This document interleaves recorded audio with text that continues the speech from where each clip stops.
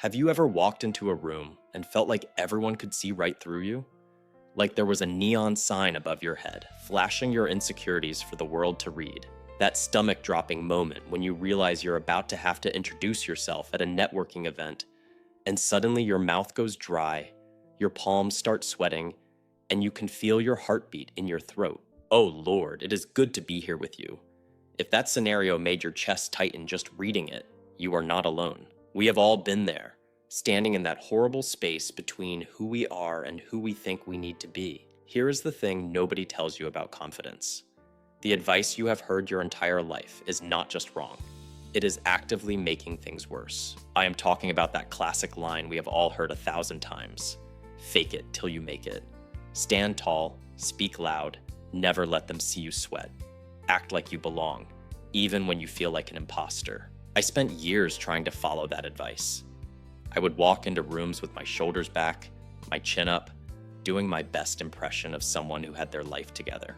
I would force myself to speak with authority on topics I barely understood.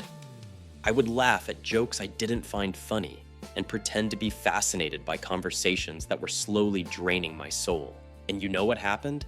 People could tell. They could always tell. There is something about forced confidence that registers in people's brains like a wrong note in a song. You might not be able to point to exactly what is off, but you can feel it. That slight disconnect between what someone is saying and how they are saying it. The tension in their voice when they are trying too hard to sound casual. Psychologists have a term for this. They call it cognitive dissonance, and it happens when your words do not match your body language or your energy. When you are pretending to be confident, your micro-expressions betray you. The slight hesitation before you speak. The way your eyes dart away when someone asks a follow-up question. The forced quality of your laugh. I learned this the hard way at a party about 3 years ago. I was trying to impress this woman I just met by talking about my work. But here is the thing. I hated my job at the time. I was miserable, counting down the hours until I could quit.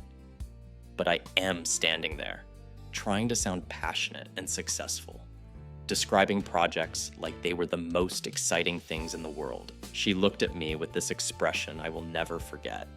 Not impressed, not interested, just confused. Like she was trying to figure out why I sounded like I was reading from a corporate brochure. The conversation died right there. The silence was so loud it felt like physical pressure. I mumbled something about getting another drink and basically fled to the bathroom to stare at myself in the mirror and wonder what the hell I was doing. Here is what I wish someone had told me back then. Confidence is not a performance. It is not something you put on like a costume. Real confidence, the kind that actually works, the kind that makes people want to be around you, comes from a completely different place. Listen closely to this distinction, because this is the critical takeaway. Fake confidence is about hiding your weaknesses. Real confidence is about being honest about them. Fake confidence says, I've got it all figured out. Real confidence says, I'm still learning. And that is okay. Fake confidence needs to convince everyone in the room that you belong there. Real confidence does not need anyone's permission to exist. I call this the authenticity paradox. The more you try to appear perfect, the less trustworthy you seem. The more you try to hide your flaws, the more obvious they become. Because here is the truth that nobody wants to hear. Everyone in that room is just as insecure as you are. They are all performing their own version of fake confidence, all pretending they have got it together, all secretly terrified that someone is going to expose them as a fraud. When you drop the act, something magical happens. People relax, because you just gave them permission to stop pretending too. You create this space where actual connection can happen, where real conversations can take place, where you do not have to spend all your energy maintaining this exhausting facade. Researchers at the University of Texas studied this phenomenon. They found that people who admitted their uncertainties and vulnerabilities were rated as more competent and trustworthy than those who projected flawless confidence. Think about that for a second. The people who said, I do not know, or I am still figuring this out, were seen as more capable than the people who acted like they had all the answers. This goes against everything we have been taught. We have been conditioned to believe that showing weakness is social suicide. That admitting you are nervous or uncertain or scared will make people lose respect for you. But the opposite is true. When you are honest about your struggles, people see you as human. And humans connect with other humans, not with perfect robots. Here is what real confidence looks like in practice. It is walking into that networking event and saying, I always feel awkward at these things, instead of pretending you are having the time of your life. It is admitting when you do not know something, instead of bullshitting your way through an answer. It is being okay with silence, instead of filling every gap with nervous chatter. The performance trap is exhausting because it never ends. You can never relax. You are always on stage, always monitoring yourself, always terrified that someone is going to see behind the mask. And the cruel irony is that all that effort makes you seem less confident, not more. Because confident people do not need to prove anything. They are comfortable enough in their own skin to just be. So if you take away one thing from this, let it be this. Stop trying to fake confidence. Stop pretending you have got it all figured out. Stop performing for an audience that is too busy performing for you to even notice. The path to real confidence does not run through perfection. It runs through honesty. And that honesty starts with admitting that you are just as scared and confused and uncertain as everyone else in the room. Because once you do that, once you drop the performance and show up as your actual messy human self, something incredible happens. You stop wasting energy on the act. And you can finally use that energy to actually build the kind of confidence that lasts. Okay, so we have established that faking confidence does not work. That pretending to have it all together is exhausting and ultimately counterproductive. But here is the question that is probably running through your head right now. If I cannot fake it, and I do not naturally have it, then what the hell am I supposed to do? This is where most self-help advice completely falls apart. They tell you what not to do, but they leave you standing there with no actual roadmap, no concrete steps, just this vague instruction to be yourself and hope for the best, which, if you are anything like me, feels about as helpful as being told to just relax when you are having a panic attack. So let me give you something actually useful, something you can start doing today, right now, that will build real confidence from the ground up. I call it the reps method, and it is based on a simple truth that changed everything for me. Confidence is not a personality trait, it is a skill, and like any skill, you build it through practice. Think about going to the gym for a second. You do not walk in on day one and try to bench press 200 pounds. You would hurt yourself, you would fail, and you would probably never go back. Instead, you start small. You start with weights that feel almost embarrassingly light. You do the reps, you show up consistently, and slowly, over time, you get stronger. Confidence works exactly the same way. The problem is that most people try to bench press 200 pounds on day one. They try to walk into a room full of strangers and be the most charismatic person there. They try to ask out their crush or give a presentation to 100 people when they have never even practiced introducing themselves to one person. And when it goes badly, when they freeze or stumble or feel like an idiot, they decide they just are not confident people. But that is like going to the gym once, failing to lift a heavy weight, and deciding you just are not strong. It is nonsense. You are not lacking some innate confidence gene. You just have not done the reps yet. Here is how the reps method actually works. You start with actions so small, they feel ridiculous. So small that your brain cannot possibly freak out about them. And then you do them over and over until they stop feeling scary. Once they stop feeling scary, you level up to something slightly harder, and you repeat the process. Let me give you a concrete example. Let us say you have social anxiety, and the thought of talking to strangers makes you want to crawl into a hole. Do not start by trying to network at a conference. That is the 200-pound bench press. Start with something absurdly simple. Something like making eye contact with a cashier and saying thank you with a smile. That is it. That is rep number one. It sounds stupid, I know, but here is what happens when you do this deliberately, when you treat it like an exercise instead of just something that happens automatically.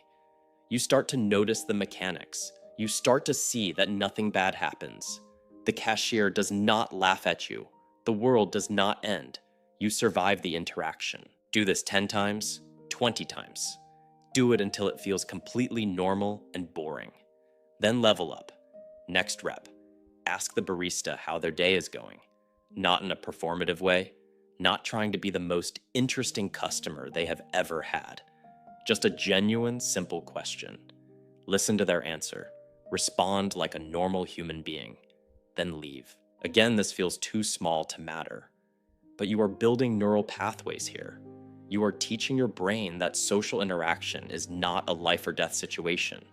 You are proving to yourself, through repeated experience, that you can handle these moments. That is what confidence actually is. It is not believing you are the best. It is knowing you can handle whatever comes up. Psychologists call this exposure therapy, and it is one of the most effective treatments for anxiety. The key is that the exposure has to be gradual. You have to start below your panic threshold. If you start too big, your brain goes into fight or flight mode, and you just reinforce the fear. But if you start small enough, you can stay calm.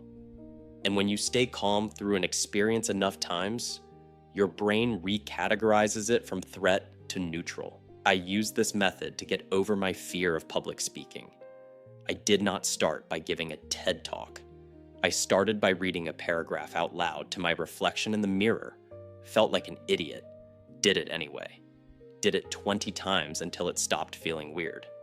Then I recorded myself on video, watched it back, cringed, did it again and again. Then I spoke up once in a small meeting at work. Just one sentence. My voice shook. Nobody seemed to notice or care. Did it again the next week. Months later, I gave a presentation to 50 people. Was I nervous? Absolutely. Did my voice shake a little at the start? Yeah. But I did it, and I did it again and again. And now, years later, I can speak in front of hundreds of people without my heart trying to explode out of my chest. Not because I became a different person, but because I did the reps. Here is the structure I want you to follow. Write down one specific situation where you lacked confidence. Be specific. Not, I want to be more confident with people. That is too vague. Something like, I want to be able to start conversations at parties without feeling like I'm going to throw up. Now break that down into the smallest possible first step. What is the easiest version of that skill? Maybe it is just standing in a room full of people for 5 minutes without leaving. Maybe it is saying hi to one person. Maybe it is even smaller than that. The key is that when you imagine doing it, your anxiety level should be like a 3 out of 10. Uncomfortable, but manageable. Do that action 10 times. Track it. Put it in your phone. Make a little tally mark every time you do it. This is crucial because your brain needs concrete evidence that you are making progress. Vague intentions do not work. You need data. You need proof. Once you have done it 10 times and it feels easier, level up. Add one small element of difficulty. If you were just saying, hi, now say hi and introduce yourself. If you were asking how someone's day was, now follow up with one more question. Keep the increments small. Keep doing reps at each level before moving up. The beauty of this system is that it is impossible to fail. You are not trying to become the most confident person in the room. You are not competing with anyone. You are just doing one small action, one rep at a time.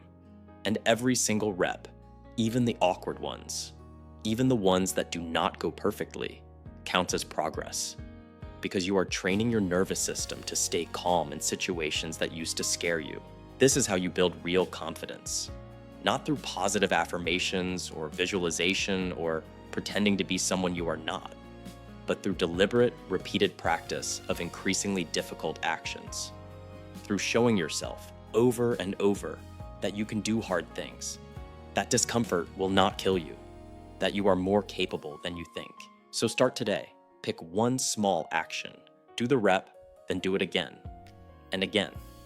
And 6 months from now, when you look back at where you started, you will barely recognize the person you used to be. not because you changed who you are, but because you finally became who you always had the potential to be.